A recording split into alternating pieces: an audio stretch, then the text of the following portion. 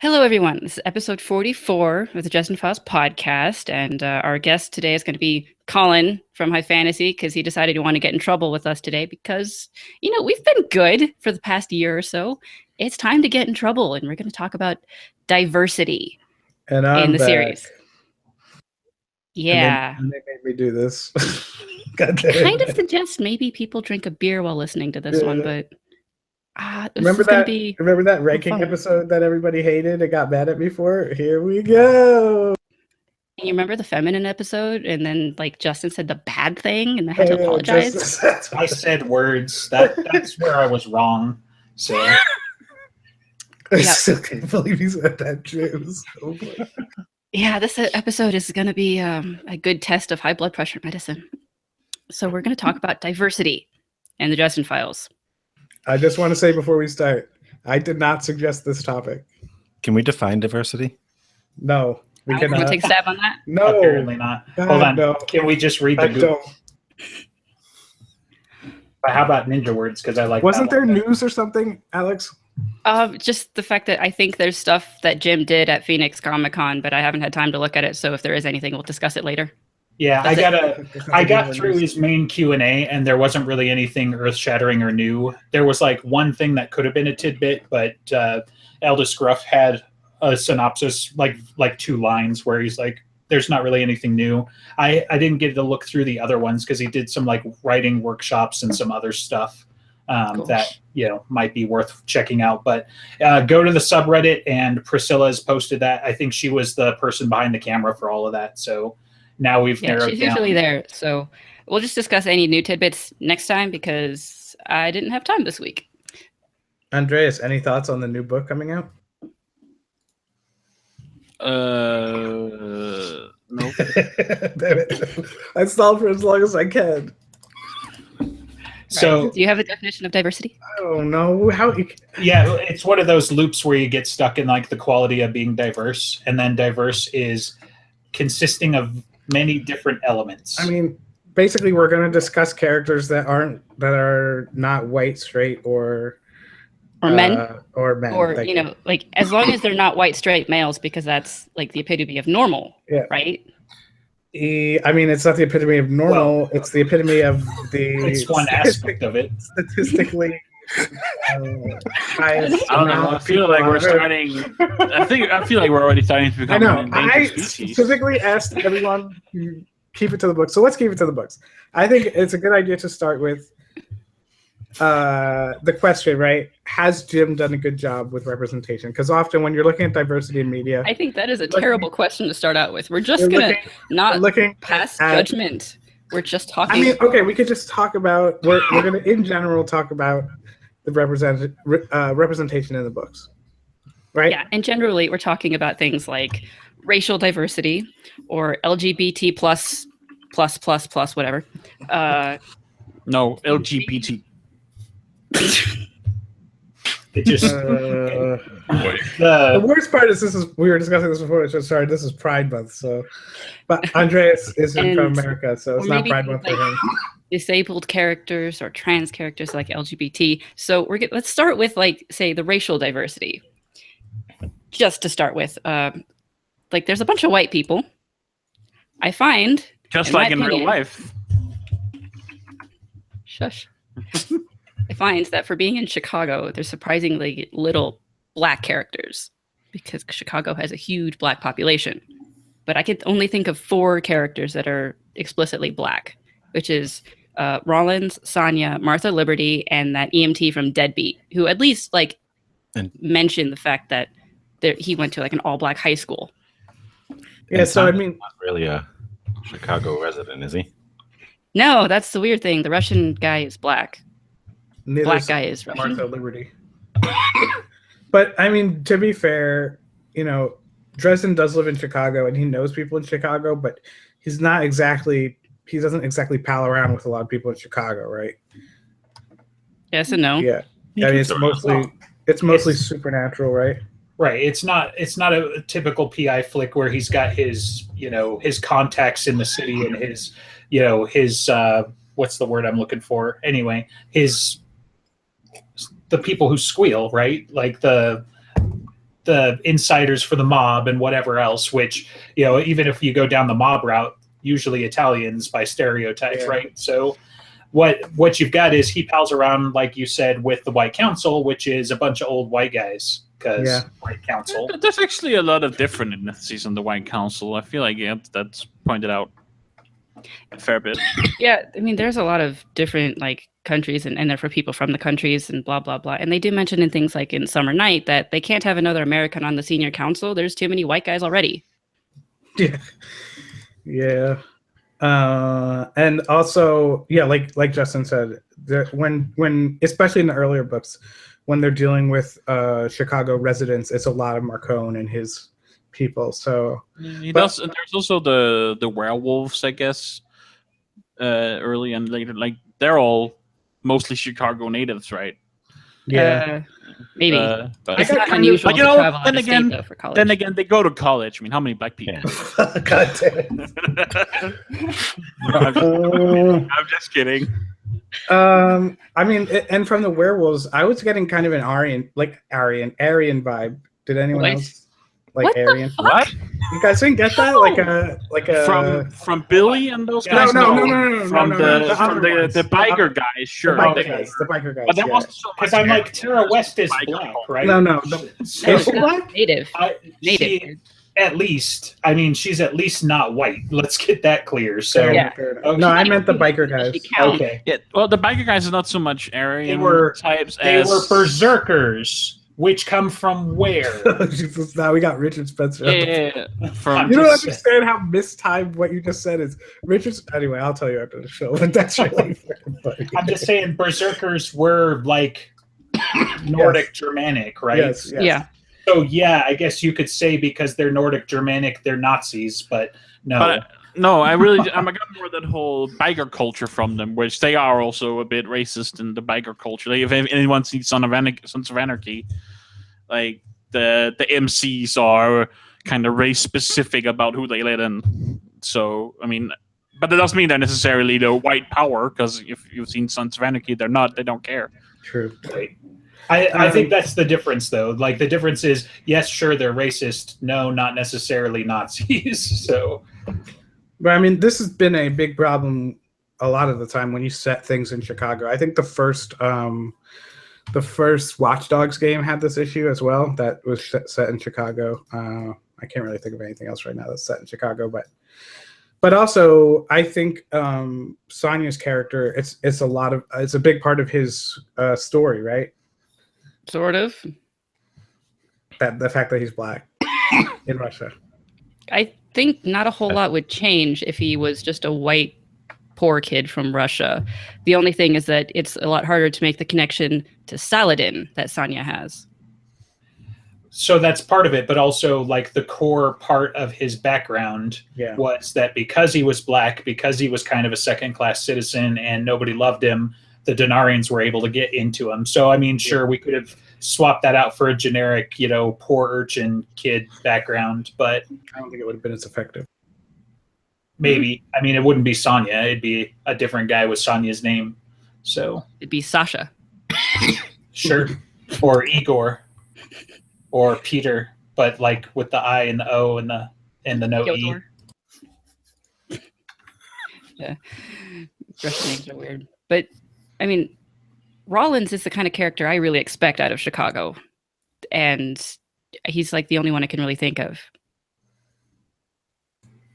Martha Liberty is like cool and stuff, but she's not a Chicagoan, so I'm not sure if she does count, as we said earlier, but like I expect more of Rollins. We're just talking about the Dresden Files, so not Chicago. Yeah, I think as far as we actually see, like think about it. So 2 of the 4 we could think of are parts of the emergency staff that, like EMTs and stuff that Dresden interfaces with on a mortal level. So if anything, we can beat up on Marcone a little bit for running an all-white organization or something. But like, who else does Dresden talk to? Like, he goes to the Italian mob mostly hires Italians, right? Man.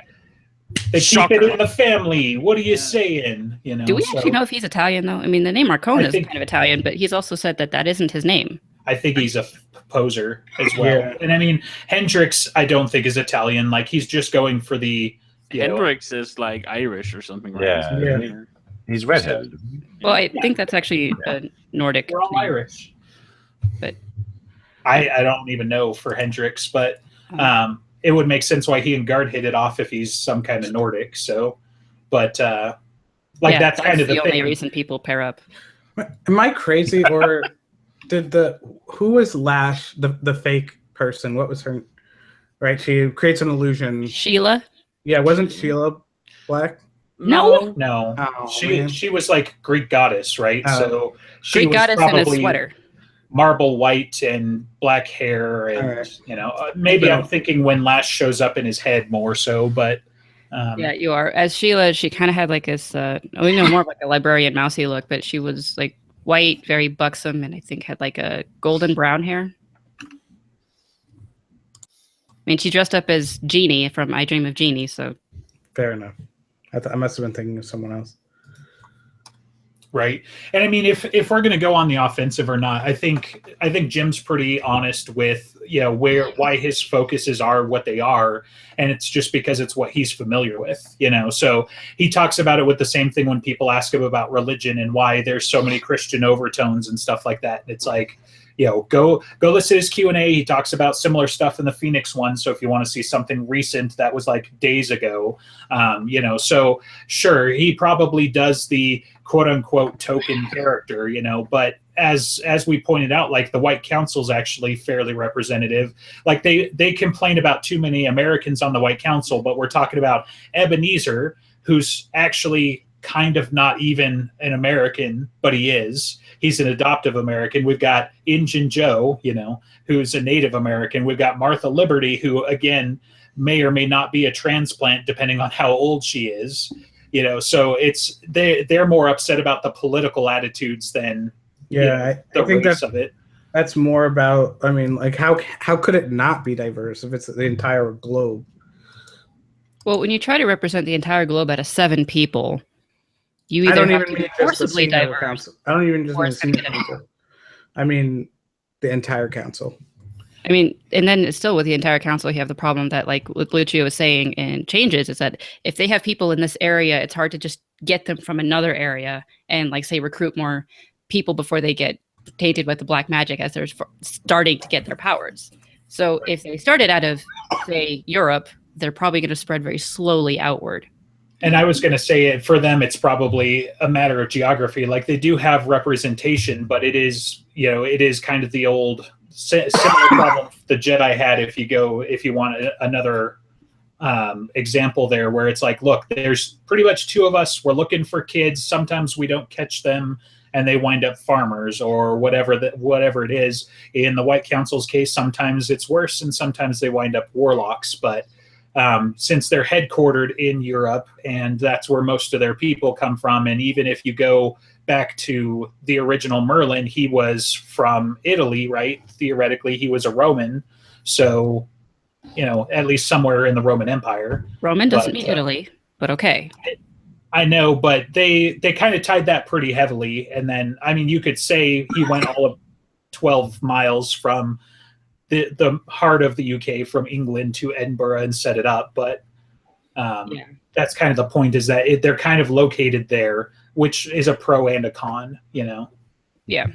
And I mean, with the White Council, I noticed that we have a ton of Asians, which is actually very representative of the globe. It's like, I think the most populous subset of person is a Han Chinese male. Yeah. Out of 7 billion people. So it's like ancient Maya and all of her Chinese followers are very representative in terms of that way. Yeah. Right. I mean, and if we want to talk about like Hispanics, we have the entire Red Court, sort of. Right. Which, I mean, that's Christos, what he represents a faction of the world that's not, the West. He was Greek, which was like the original white male. Yeah, but wasn't he?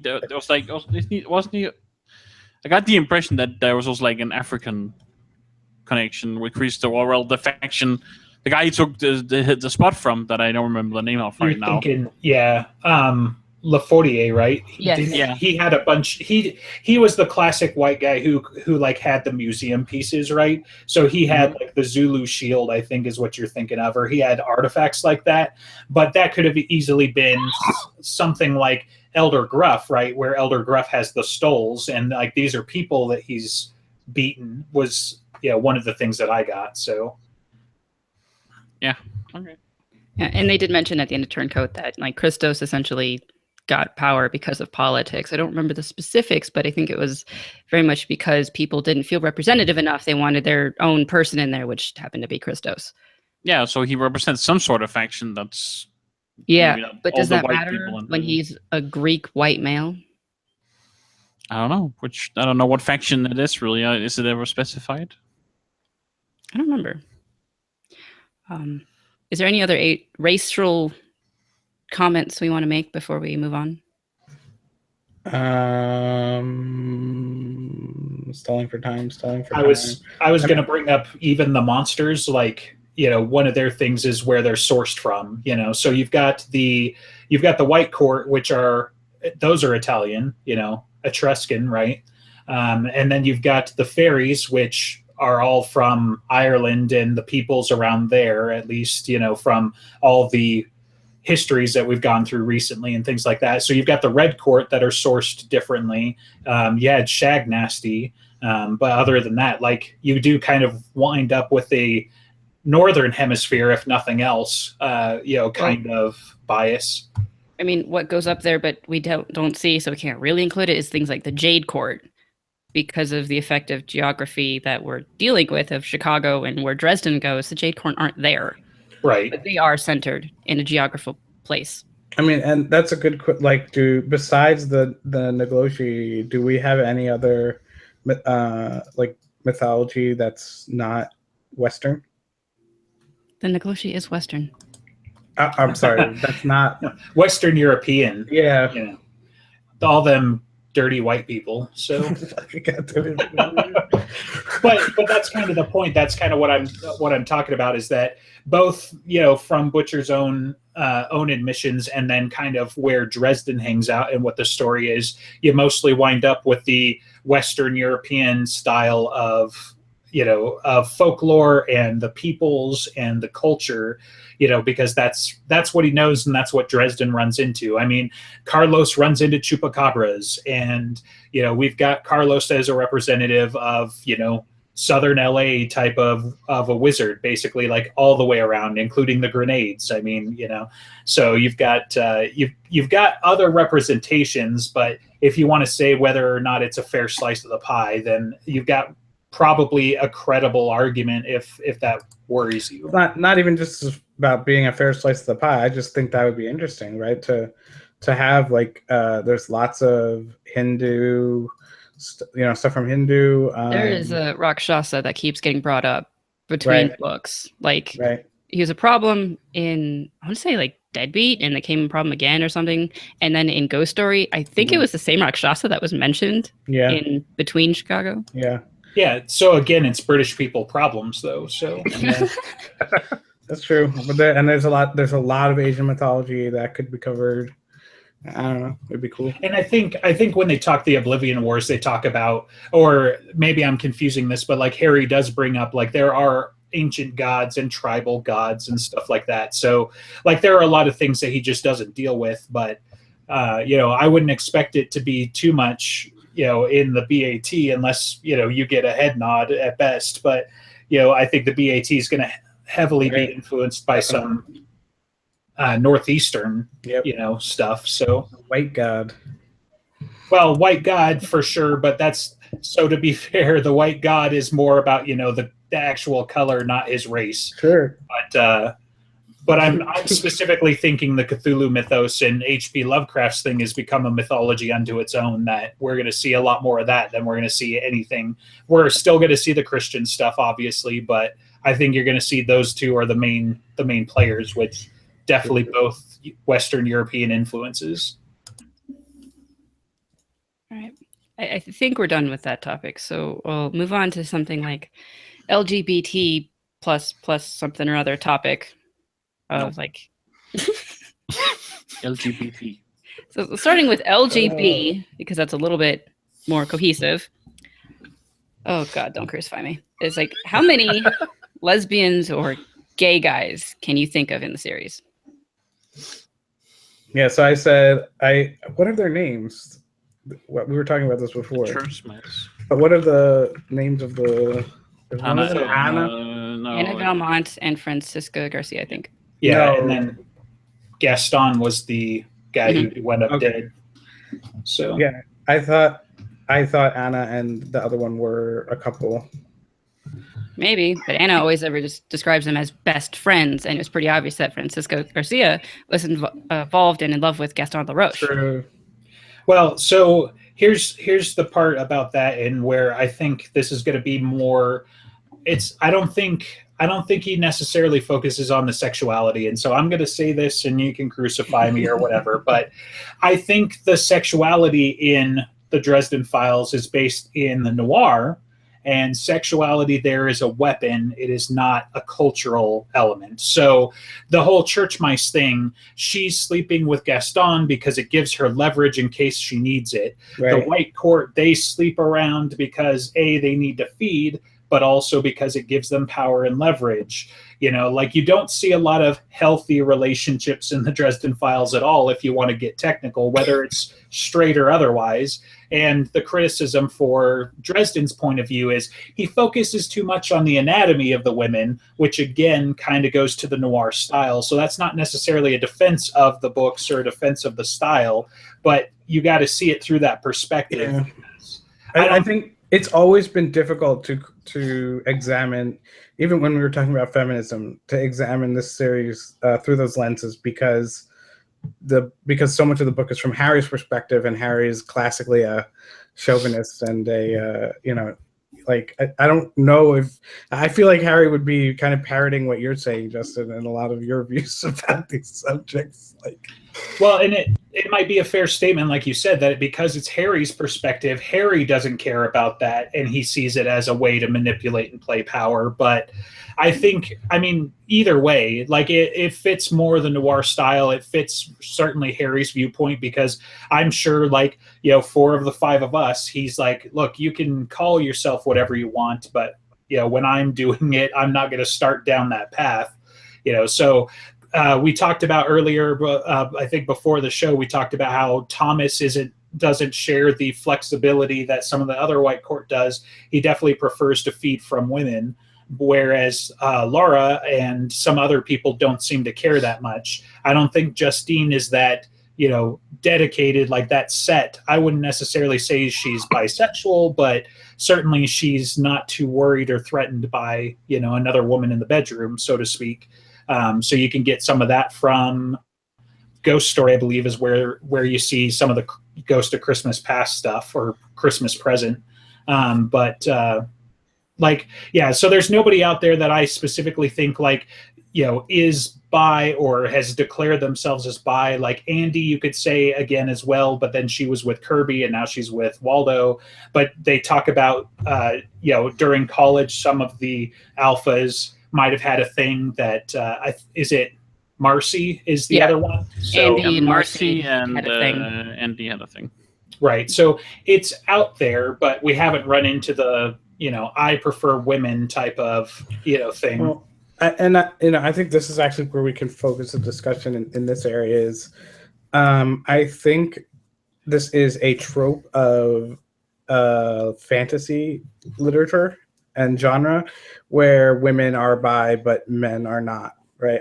Doesn't Game of Thrones kind of have that as well? Game of Thrones has there's several gay characters or bisexual characters in Game of Thrones. Right. Are any of them which I can all right, we can talk about it later, I guess. There's the guy, the Sand Snakes Oberon.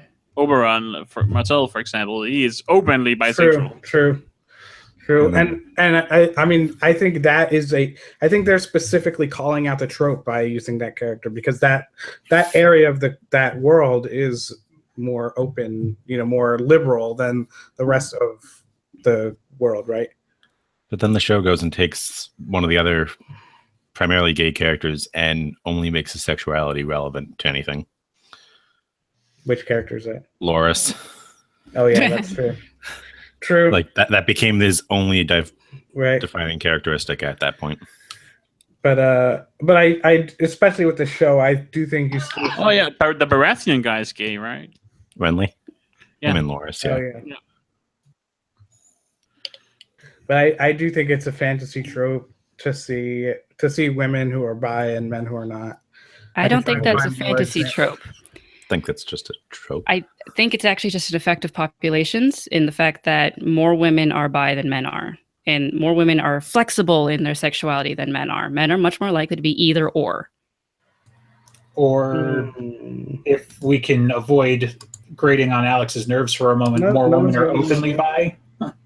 Yeah. I see it a lot in fantasy. At fantasy comic books, that kind of stuff, that kind of media, especially comic books too. Yeah, well, that's the problem with comic books. Okay. It still kind of falls under the fantasy genre, no? Sure, but I'm just saying that's the problem with comic books. Okay. Do you think Jim was influenced by comic books when he was writing the Dresden Files? I mean, I think we're moving away from not that it's not intertwined, but we're moving. You're saying fantasy, but what we're really talking about here is pop culture. Fair, that's fair. I think fantasy and pop culture, especially with Game of Thrones, maybe this is more where I was going with it, and I didn't realize it, have kind of started to come together, right?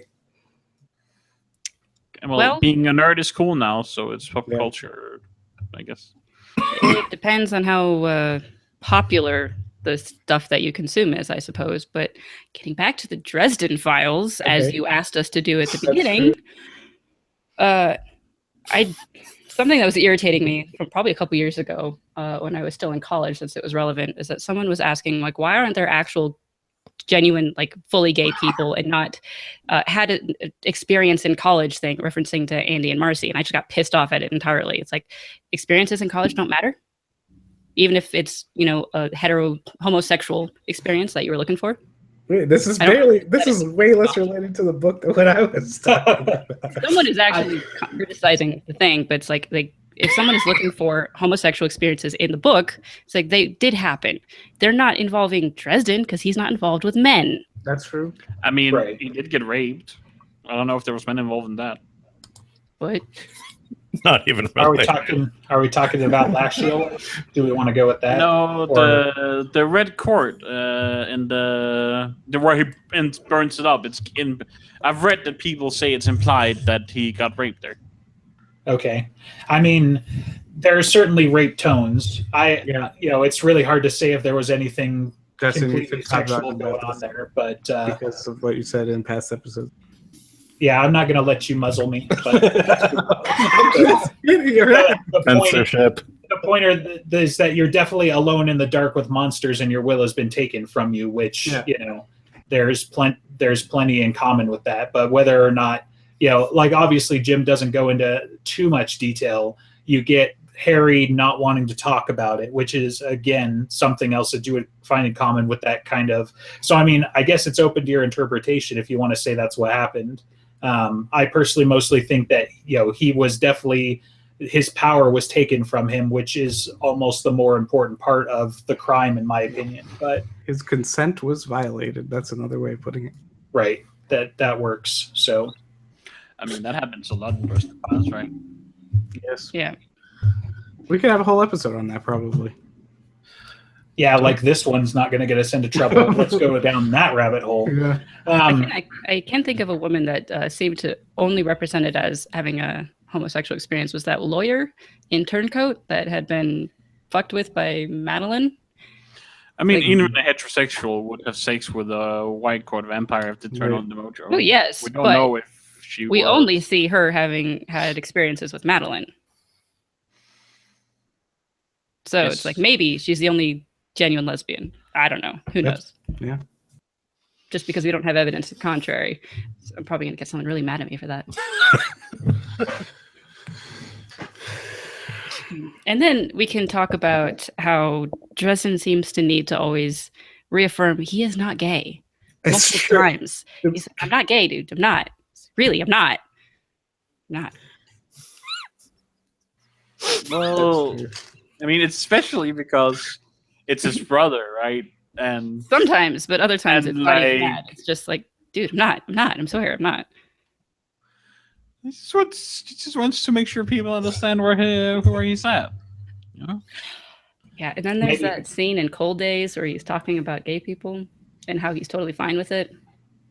Maybe he's heteroflexible because And we had a scared dead of it. letter. Well, not necessarily scared of it, but he's conscious, and so he's definitely straight until you get him a couple of beers or he's hungry or something, and then So that's why he doesn't drink much. I mean, if we really want to talk about that, I think the demon is bisexual and Thomas is straight. that would make sense. Yeah. Because I mean, that's the thing. just It really, again, it doesn't have to do with sexuality. It Thank has you. to do with food. Yes. So the demon does not have a sexuality. Yeah, and really, technically, the white court doesn't even need to feed during sex. That's just where they get the Right. bigger bites from. Yeah. You know. So Well, the race. And, Demons yeah, that are depends on the asexual. emotion. We have another representation there. And also, there's a lot But you of can't discussion assume that. about. Well, we just did. This is more about.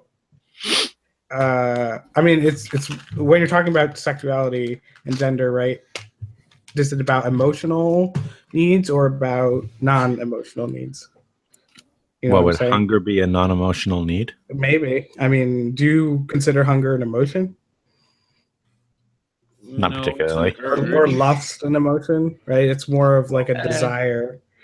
So our emotions are physical too. Like you can't separate emotion from physical. Not really. Well, emotion. I mean, or Not in terms of biology. it's like emotion meaning. How do I explain? Like an emotional relationship. You can have an emotional relationship and you can have a purely sexual relationship, right? Prove it. Lots. Oh, God damn it, Alex.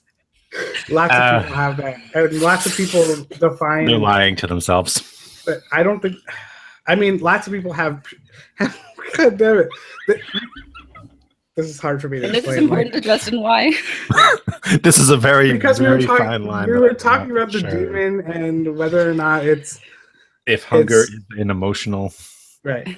desire, Well, I'll agree that it's separate from the sexuality. demon doesn't seem to care about sexuality. Right. It cares about food, like Justin That's said. fair. That's fair. And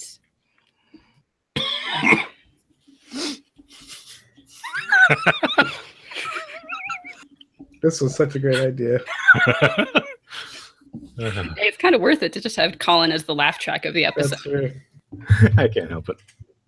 Just let it out. Just tell us your opinions. Don't hold them behind laughter. Yeah. That would require somebody saying something or not saying something long enough for me not to laugh in order to order my thoughts.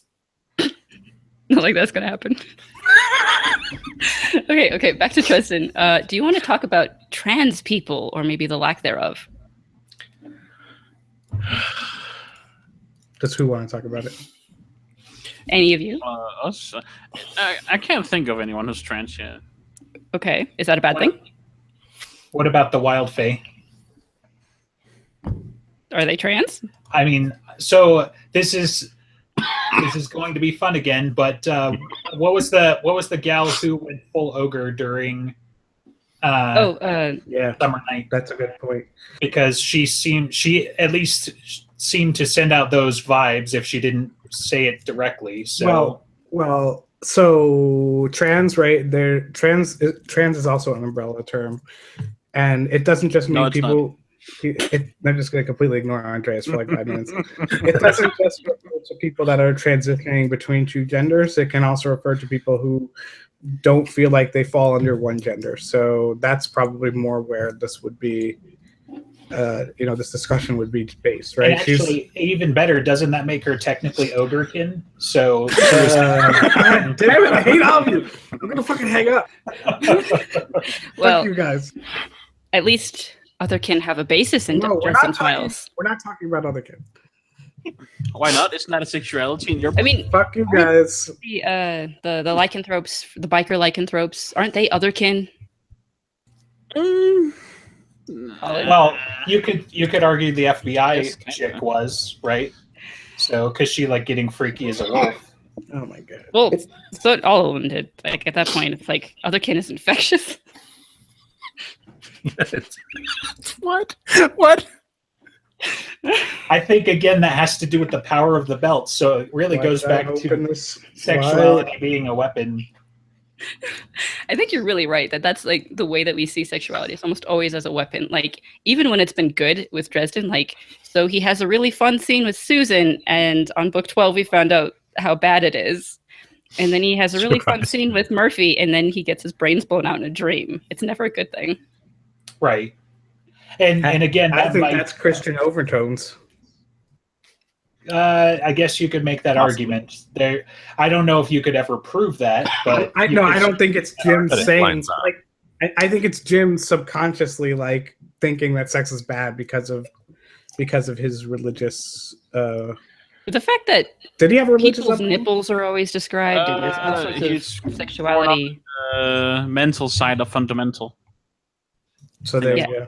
I don't think it's any form of conscious like. Yeah. But you say Puritanism. And the fact that he even had described sex scenes kind of says he's not a Puritan. Well, when you look at look, I live in Utah, so I see a lot of people who are straight-laced, on the streets, so to speak. So, but yeah, I think Jim, I mean, this is his own words, so go watch his thing. Don't let me put words in his mouth, but, go watch the Phoenix Q&A. But he talks about him being on the fun side of fundamental. And I think it's his mental side of fundamental. This time it was fun. This time it was the fun side, like the whole Bible camps and shit like that. So he's definitely gone all the way down the rabbit hole, so to speak. But I think he's recovering, because if you want to correlate that with how he talks about his fiance in the very same Q&A, he has a weakness. It's not kryptonite. It's women are fun. So, but yeah. So like, yeah, I'm sure both of those things subconsciously battle there. I don't know how it's productive to fully talk about that, just because we're making conjecture at that point. Well, I think like what you said towards the beginning of the show, it's that Jim grew up in a certain way, and he's going to write what he knows. So, and that there's been that's why a lot of times there's calls for we're talking about something a little different here, but I'm just kind of connecting the two. There's calls for female directors and female writers or non-white directors and writers for movies and TV shows, because it's easier for them to write about what they know. Sure. And the argument from other authors has been, look, if you want this kind of story, go write it. They're not necessarily going to to bend to those disparate forces. This one guy that I'm thinking about is particular, more abrasive and vocal, but you run into that, and then if you want to see how that turns out, you can look at what Marvel does, and Marvel is like the chief in charge of getting their butts kicked by various disparate forces at the moment. Whether they're getting accused of whitewashing the Ancient One, and etc. So it kind of depends on how far you did very well, take actually. What? To play the Ancient One. I don't remember her name. Hilda Swinton. Yeah. Well, there was that. Now we're really getting off the point, but there was the director gave a talk. There was an interview, and they asked him why, what was his response to that, and he said that because it was a Tibetan, that if he cast a Tibetan in the role, they would lose the Chinese audience. But if they cast someone else in the role, it didn't matter what he did; he was screwed either way. So. Right, and I think kind of the underlying point I'm making is that sometimes it's market forces as much as anything, which is never going to be the right argument when you're talking about diversity. But that's kind of that's what the argument has been from the comic book side of things, since you talked about that influence, and I think largely from the fantasy side of things is that look at the nerd community and things with Gamergate and just gatekeeping in general. Unfortunately, that's all gamers and nerds in our sphere of influence right now that have those accusations about them. So you're kind of locked in by the perception that that's what the demographic is. But then you have people like J.J. Abrams, demanding. Hey, can I get us back to Dresden? I let you guys know. Let's finish this thought. Just really quick. You have people like J.J. Abrams who are demanding, non-male, non-white leads in the Star Wars movie. So you can take a step and make a change. Don't wait for someone else to do it. But it doesn't help if you write those non-white, non-male people badly, which I will argue elsewhere. But going back to Dresden, all right, I had an odd thought about transgender people and the fact that maybe if they're magical, they might not need to do the whole hormone transitioning process, and they could do a spell similar to what the alphas do to change to werewolf back in order to do it that way. So they just be cool.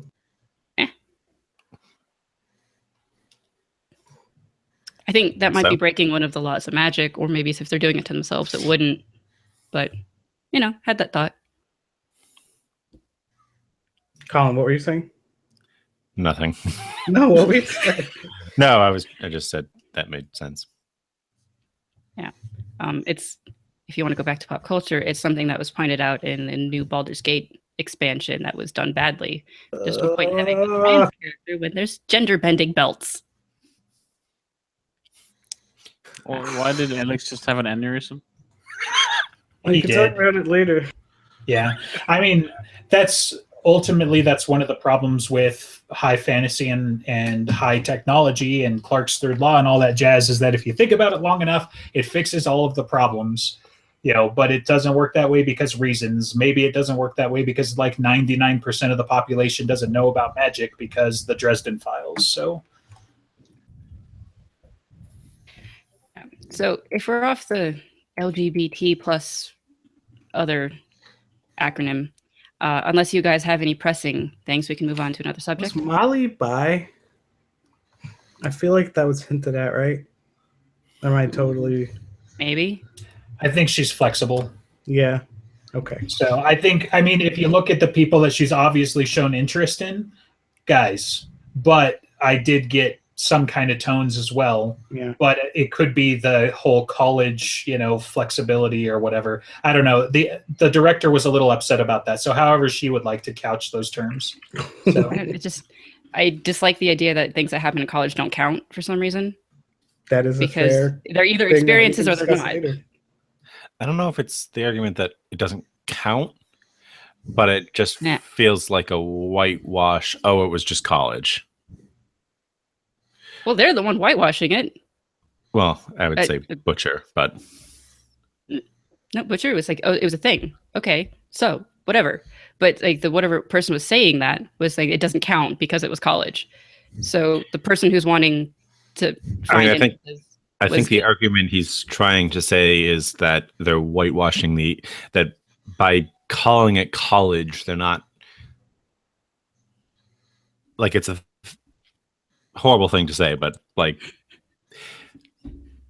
it was college is like a well-known it's just college. Like that is a way of describing things to basically not give it credit.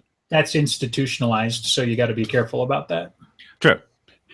But I think by putting it into college, I think he's arguing that they're putting it under that umbrella, which is not giving it the credit it deserves. Fuck you, Justin. Well, I do admit that it pissed me off because I was a college student.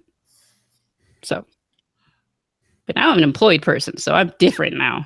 I was like, I think you're mad because you feel like until very recently that was you, and yes, you didn't legitimize your feelings. That's why you were mad.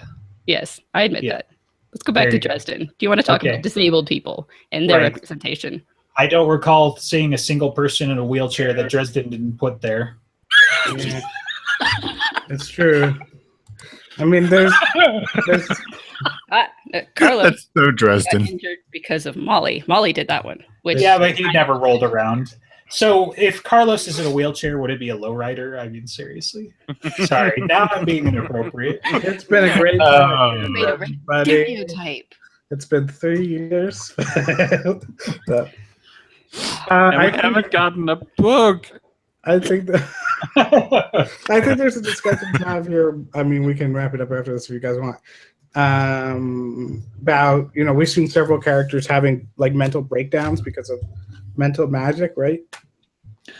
Yeah. Right, but not just that though, but fully going down that rabbit hole. I mean, you talk about the anxiety problems and things like that as well, and I think we've only seen the tip of the iceberg for that because there's no evidence that Maggie Jr. has been invaded by mental magic, but she's definitely going to have a lot of those anxiety issues, and that's something not Jim's afraid to. I cried a lot when I read that. That's very sad. We're talking about Maggie has disabilitating social anxiety. It sounds like kind of like just PTSD. Yes, a little bit of that, and I mean just anxiety in general, like fear of open places, and I mean it's definitely PTSD as part of it, and all of that. So this is her ordeal for those. Hopefully you've read up to this point, but from Changes, basically, and being kidnapped there. If you're not familiar with the news, he again talks about it at Phoenix Comic-Con, but one of his next big projects is that he's going to write a young adult series dealing with Dresden's daughter, Maggie, who Mouse is like a literal service animal, for her. Sounds great. I'll totally read it, but point of order.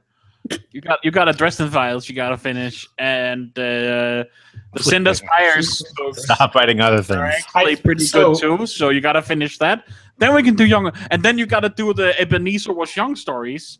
Andres, then you can do the young adult. No, Andres, you had your time for this earlier in the show when I asked you, you have any thoughts on the new book, and you said, Yeah, well now my PTSD. No, it's too late. It's too late. I'm not Andreas. It's too late. He was triggered. Yeah, right. I'm triggered now. Andreas, did you watch the Phoenix Comic-Con thing? No. Because he gives you a roadmap, so maybe you should go spend your hour there. And he talks about, yes, peace talks is his priority. Then I think he does say that the next Cinder Spires book, and then after that, the next big thing he's working on. So sorry, I had implied that, but he does lay you out a roadmap minus dates on what he's working on next. Did he give us somewhat like hint at? Do you read your subreddit, boy? Seriously, like. Here, let me catch you up on this, since apparently this is news and this is worth it for Andreas. Hopefully some other fans get some of this as well. So we've got Fistful of Warlocks is supposed to come out on July 4th in an anthology. That one's already been submitted, obviously, because he's not going to get that published in the next month otherwise. And it's going to be amazing.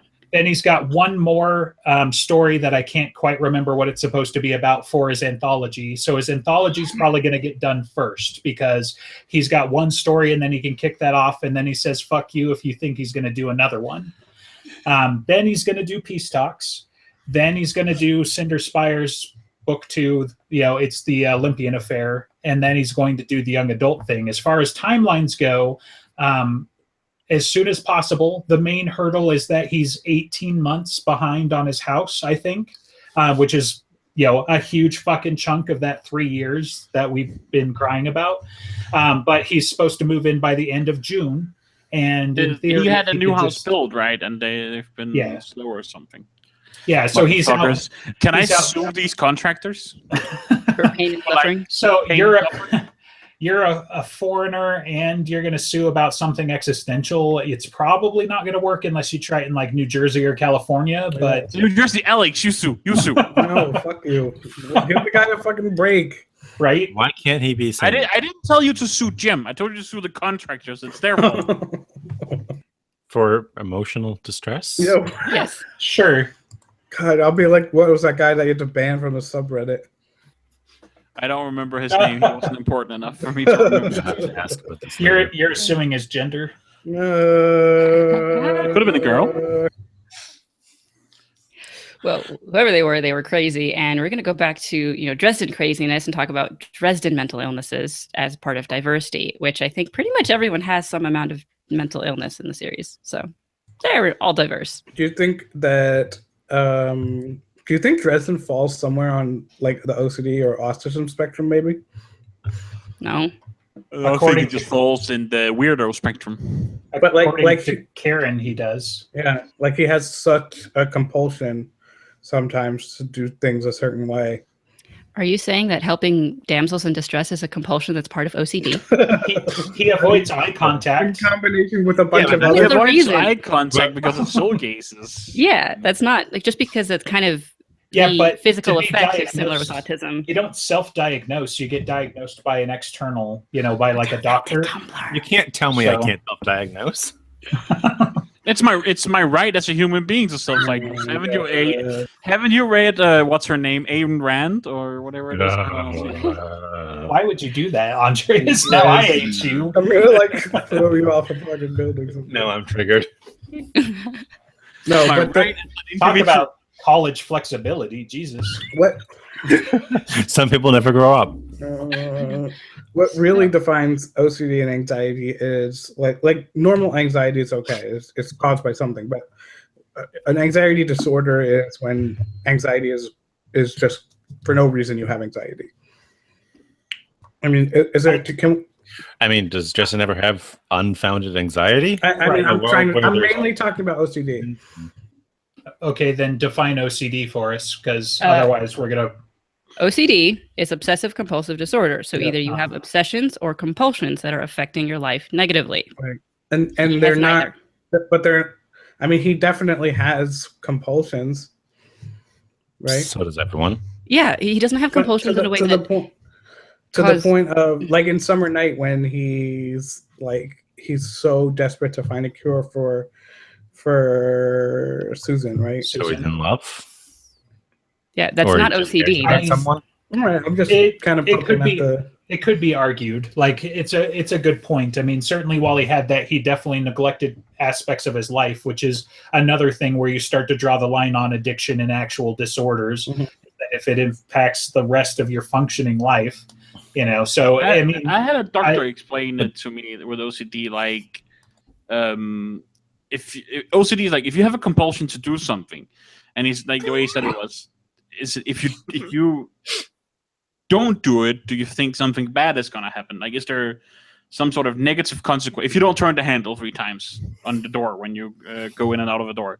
Do you think something bad is gonna happen? Like your family's gonna die or something like that? Like that's how he said. That's one of the more clinical ways of determining if people have I'm Part glad of you- these obsessions, compulsions is that they're irrational because, like, obviously your family isn't going to die if you don't touch the handle 3 times. Right. But with what happened with Susan, it was She's rational Gonna because be a vampire. yeah, Right. she was. That was literally a thing that happened. The thing is that he did have a sort of mental illness. It was affecting his life negatively, as in he could qualify for therapy. It just that he needed that time to It's- grieve and get over it, I guess. Well, and I was going to say, if that's the definition of OCD, then Dresden definitely has it, because if you don't turn the handle 3 times, the door demon will get you, or the wards will go off. But again, that kind of gives it the But in rational that aspect. But in Yes. that So- universe, it's rational because Yeah. right, Yes, Yeah. he does not have OCD. right. I don't Because think he has autism. if he does, it's an accident because he has to do everything 3 times because that's the magical number. He's got to ask you your name 3 times, so you tell him the truth. He's got to knock 3 times, or the wards blow up. But yeah. Or because he fucks it up the first 2 times. He's always perfect the first time. And lots of people have like the depression. Like tons of people are having PTSD problems. So it's like the mental illness side of it is just kind of normal. I think he does a very good job of showing the mental after effects of all the terrible shit that people go through in the series. In terms of disability, well, Dresden was disabled for a while. The fact that he didn't have a left hand that he could use. That's true. Also He true. But ruined that was Michael's done life. to him. Still Somebody- disability. Somebody put him in that wheelchair. And I can't think of others that are really disabled. Although Michael now. Michael, yeah. That's true. Michael's definitely a good candidate. I mean, PTSD, almost all of the Scoobies have had it. Like Mhm. Karen had it for a while because of the nightmare, and then she got better, and then she had it again. She's Molly. probably going to wind up disabled after Skin Game. Yeah. Well, yeah. So Molly did it to herself with the black magic, probably, but she's also a good candidate. Mhm. Or And maybe Henry watched Leah. Shag Nasty. Oh, Leah's just fucking crazy. Like, she's not diagnosable and Yeah. treatable. She's the crazy fairy. She's I mean, the Yeah, I'm That's just just saying a fundamental she nature. kind of Right. helped Molly with her problems, making them worse. I mean, That's fair. I totally forgot about the ragged lady actually too, because that was about her magic, but I was more thinking like she messed with her friends and that was the start of it, but definitely didn't help when she got I mean, dressed in.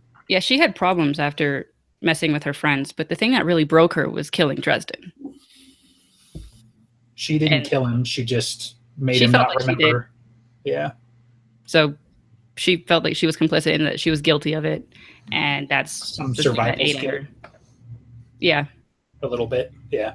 And she also had a limp after Chichen Itza as well, so. Had to use a cane, everything. Yeah. So there's lots of disability. I mean, physical crippling because they constantly get into fights. Right. And not everyone can heal as fast as Dresden. And even Dresden took several years and books for his hand. And occasionally, takes a cheat by getting magical powers. Right. Yeah. Being the Winter Knight instead of, getting in a wheelchair himself back. because, yeah. That happens. As we've kind of reached towards the end of an hour, I just want to give Alex an option to talk about something you put in the Trello card of non-binariness. Well, we kind of covered that already, right? With Tara West, and we also mentioned troll person. I don't think Meryl was trans. Well, the idea is that you're displaying masculine. Again, it's a umbrella term, and you're displaying. It's a woman who's displaying masculine tendencies. I don't think a tomboy is a transgendered person. That's not necessarily what all non-binary people are. I don't know. That's like a silly comparison. I mean, a non-binary sounds person, a lot like what you said to me. Or a gender fluid person is someone who, I explained this before off the show. We don't have to talk about it. We kind of already mentioned. I just kind of want to talk to you. Think that the alphas fall into non-binary somehow? No, I think Tara West might, because again, she displays a lot of masculine tendencies as she was like a wolf person. She was a wolf that turned into a human. Yeah. Like female wolf because she's kind of the thing going with MacFinn. Are you saying females can't be alpha? Is that because she takes charge and she's the boss? She's got masculine tendencies. I thought that they were displaying some masculine tendencies, and may have fallen under the non-binary gender or gender fluid label. Well, help me out. What are the masculine tendencies? Thank you. She's in charge. Right. No, I think it's more $1 instead of 70 cents. I mean, honestly, it's just something that kind of popped up and I wrote it down. It's been a while since I read the second book, so okay. Because I mean, she definitely was odd. I mean, she didn't give a crap if she was naked, which definitely offset Dresden. She used her nakedness as a weapon again. I'm trying to think like when they saw her in human form, like other than a singleness of purpose, where it came to MacFinn. Like she was never really around anybody else. She never showed any kind of, sexualness I can think of, or any kind of other personality. Right. So think about it. Right. If you didn't know, like if they never said Tara West's gender, what would you assume it was? A woman. Well, her name is Tara. That doesn't necessarily when mean that she got out of the car at Dresden's place, she says, "Do you like to look at my body?" And then she pranced around in the rain and distracted all the cops that were watching Dresden's place so he could sneak in and get it because she was naked and men like to look at naked women. I mean, do other people like to look at other naked people? Does it specifically have to be men? Well, she brought up men in the fact of Dresden. And I think it was also... What do they describe he Tara West's appearance the pronoun she and her. I mean, like I said, if they didn't has feral qualities, tell you what her gender was. Anyway, it was just a random thought that popped into my head. I mean, it's even weird that like Bob clearly states he is a male, even though he doesn't even have sexual organs. See, that's a more different dark hole that you're about to get into. Gender has to do with the state of mind, and sexuality has to do with your organs. Okay. This is true. That's how it works. Yeah. Usually, yes. Okay. So I like to make that distinction. Does Bob have a state of mind? Like yes. Any which way related to what his gender is? I was like, yeah, he is a state of mind. He is, but I don't think his state of mind ever touches on how he self-identifies his gender. Oh yes, he does because he. Oh wait, he likes romance. I was like, that's his defining thing. Other than being. So why does he have a? Yeah, right. Well, it's easy to Because explain Bob's fixation on boobs, but Because first of all, he was Jesus. controlled by a French guy, and then he was controlled by a 20-something wizard. So he's got sexuality, all right? there's a bunch of things in between there. But he was picked up and named by Dresden when he was 16, where it's below the age of 25, in which the world overall revolves around boobs at that time. So Wait, it's supposed to stop then? he says, and that's why males' car insurance go down, or even everyone's car insurance goes down at 25, is because boobs stop being the center of the universe. No, so a spirit of intellect is malleable based on his owner's personality. Which is definitely a true thing because Did you just say car insurance goes down because of boobs? Yes, I did. boobs. Because you're not going to rear end the person Well, in front of you because The lack of boobs. I mean the woman walking down the street. And And we're talking statistically speaking. That's most of the problem with this. And I think it was Butters that called Bob it, and then Bob's like, "No, I am clearly a he," or something. It's like he's very he. Yes. But Bob chose his pronoun. Good for him.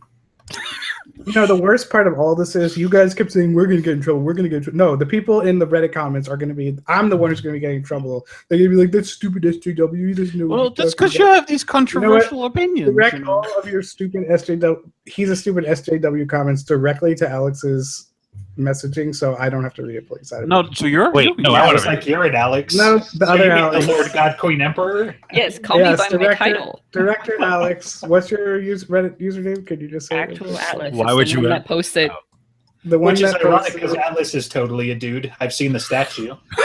direct all of that to Director Alex. She will get back God, to am I me. trans and I didn't know it? She will show me all of them probably to make me cry. If only you had discovered that in college when you were I supposed didn't to. suggest this topic. It was not me. Thank Well, you very much. Good You're night. here, so do your job and plug our shit. I don't do that anymore. Well, apparently, okay, then you don't have a function. Someone else do it. I don't remember. Broken Justice XYZ has all our shows. Yeah, we have Great Scott is the Office podcast, High Fantasy Literature podcast. Is there anything going on with either of those, Alex? Well, in July, we're going to have a best-selling author on high fantasy, aren't we, Colin? Yes, Daniel Wilson. Yeah, I read one of his books, and Colin is reading another one. Just finished it. It's fantastic. Oh, good. I Send it to me recommend then. When it's published, I will. Dangerous to Go Alone. They're still doing weekly episodes. And I think that's it. Are we doing personal plugs? Sure. Don't care. I just recorded a new episode of Shylock's Gaming Podcast with a friend of mine. We talked a lot about Night in the Woods. It's this really awesome game. What's it? What's his name? It's my friend Alex McVeigh. I was thinking Too many about. Alexes. He's Yeah. I have a Dangerous to title. Go Alone podcast. What's No, his it's name? not with him. No. Call me by J-Ray. my title. Man, I like J Ray. He's awesome. I'm good. So hold on. I got to circle around for this. So the author you're talking to is the Robopocalypse author? Yes. So, just in case you guys recognize what he's done more than his name, that's fucking awesome. That would help. So, congrats. Thank Yeah. you. We're excited. It's all Jacob's success. He's the one who contacted him and got it scheduled. But yeah, I read Robopocalypse. It was pretty good. And yeah, I'm waiting Never for the heard one of that- it. It's pretty good. They're Is like it not making an a movie, apocalypse aren't with they? robots? Well, yeah, there's an AI. It became sentient, and then it took over the world and killed lots of people. Oh, Apocalypse. Terminator. Shit happens. Yeah, Daniel Wilson, I believe, has a PhD in robotics. Right. That was kind of the bbig deal, is that he didn't write it as like a Hollywood flick. He wrote it, with a background in robotics. So Yeah. It's like what's that book? I listened to it and I watched the movie. The one where he gets stuck on Mars. yeah, The Martian is what you're thinking. The Martian, but for robots. Yes, Sure. I guess. That sounds cool. Listen to the show and then you'll know. Yeah, and we're going to have him on July 14th, I believe. So pay attention to that. Sweet. Are we done with plugging then? I guess so. Me? Oh, yeah. Yeah. Unless there's anyone else. I just thought of a really inappropriate comment, but I'm gonna wait till we're off air Oh, why would you do that? because I don't want to say it on air. It's embarrassing. This has been All right. Justin Fowles Podcast episode Bye, everyone. something. Goodbye.